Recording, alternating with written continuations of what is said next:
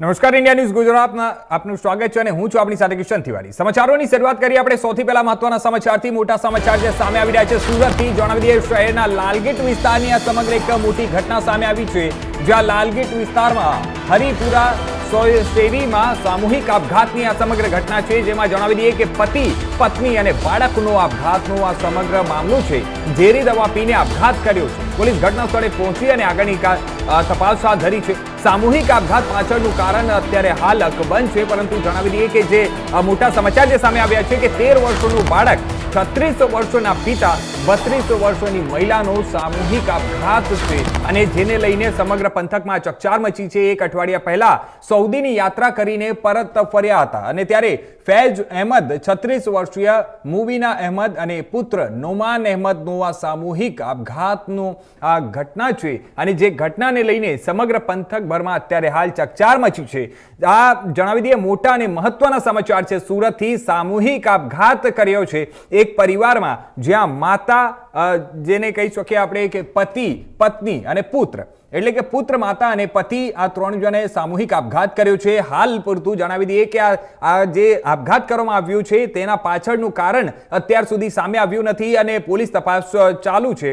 હવે આ સમાચાર પર વધુ વિગતવાર વાત કરવા માટે અમારી સાથે જોડાઈ ગયા છે અમારા શૈલેષ ત્રિવેદીજી।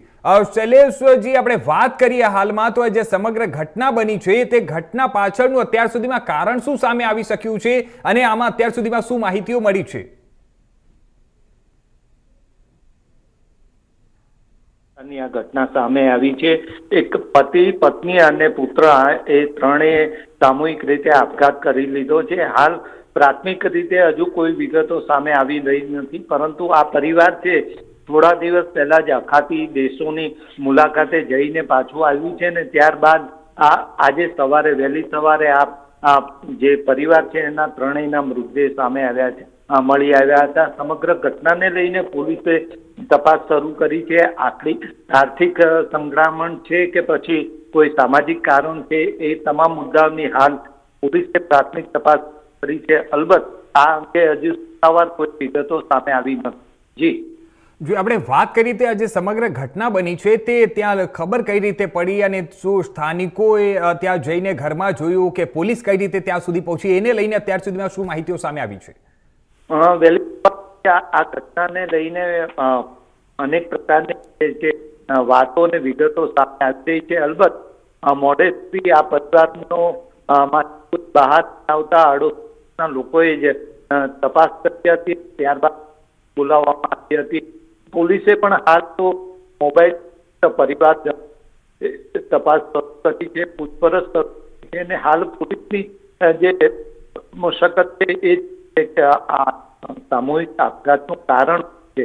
સામૂહિક આપઘાતનું કારણ સામે આવ્યા બાદ જ તપાસની દિશા ચોક્કસ થશે। જી, આપણે વાત કરીએ તો આજે પરિવારે જે સામૂહિક આપઘાત કર્યો છે તેના પાડોશીઓ સાથે શું પોલીસ વાતચીત કરવા ગઈ હતી અને જો શું વાતચીત જે એ લોકોએ કરી હોય તો એમાંથી શું અત્યાર સુધીમાં કંઈક માહિતી મળી છે, એવું પ્રકારનું કંઈક સામે આવ્યું છે કે શું? પોલીસના અધિકારીઓ સાથે જે રીતે આપણે વાત થઈ તેમના જણાવ્યા અનુસાર હજુ સુધી કોઈ ચોક્કસ કડી હાથમાં આવી નથી। અલબત્ત આર્થિક સંકળામણનો એક મુદ્દો છે, એ મુદ્દા પર હાલ ફોકસ તપાસ કરી રહી છે, પરંતુ આર્થિક સંકળામણને કારણે જ આ પ્રકારે આપઘાત એ ચોક્કસ અત્યારે કહી શકાય તેમ।